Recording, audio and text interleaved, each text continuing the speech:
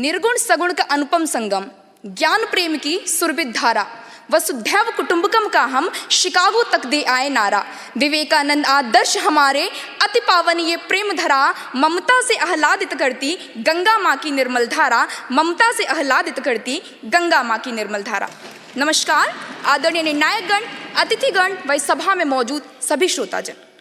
महोदय, आज सभा के मध्य हो रहे विषय मंथन में मैं शिखा सिकरवार मध्य प्रदेश की ओर से विषय युवाओं का नेतृत्व सतत भविष्य की ओर अग्रसर विषय चुनती हूँ। अतः महोदय, विषय की गंभीरता सर्वप्रथम मुझे आदेशित करती है सभा के मध्य युवाओं को परिभाषित करने के लिए। युवा वे जो वायु के वेग के समान परिवहित हों, युवा वे जो अनीति से लड़ने का साहस रखते हों, युवा वे जो स्वयं दुर्गुणों से दूर रहते हों, युवा वे जो काल की चाल को बदल सकते हों, युवा वे जिनमें जोश के साथ साथ होश भी हो। अतः महोदय,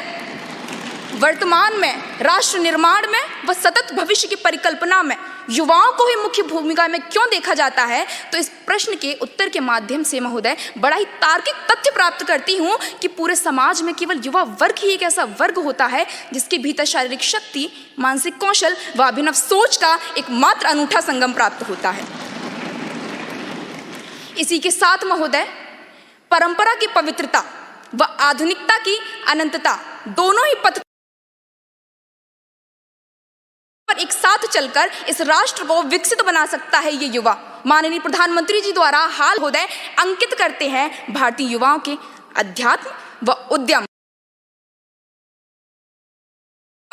दोनों सिद्धांतों को एक साथ लेकर चलने की बात के लिए, जहां हम उदाहरण स्वरूप प्राप्त करते हैं महोदय हाल ही में आधार पूनावाला जैसे एक युवा उद्यमी का न केवल कोविड वैक्सीन का निर्माण करना, अपितु यूएन आंकड़ों के अनुसार 93 से अधिक राष्ट्रों को इसका निर्यात करके न केवल भारत के संदर्भ में अपितु विश्व भर में भारतीय युवाओं को वैश्विक अधिनायक के जय घोष को भी तेज कर देने को।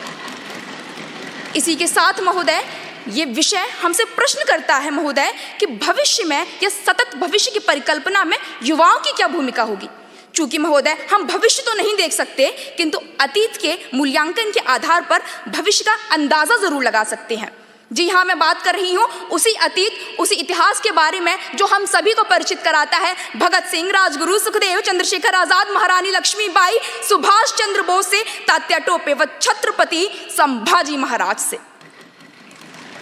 इसी श्रृंखला में महोदय, इस लगभग विकसित राष्ट्र को विकसित राष्ट्र के रूप में स्थापित जब किया जाएगा तो उसके दो मुख्य स्तंभ कहे जाने वाले सेना व खेल जगत तो केवल व केवल युवाओं की ही मांग करता है। जहां नीरज चोपड़ा न केवल वैश्विक स्तर पर भारत को गौरवान्वित कराते हैं, वहीं दूसरी ओर मीराबाई चानू, हिमा दास व पीवी सिंधु महिला सशक्तिकरण के अलग ही कीर्तिमान भी स्थापित करती हैं।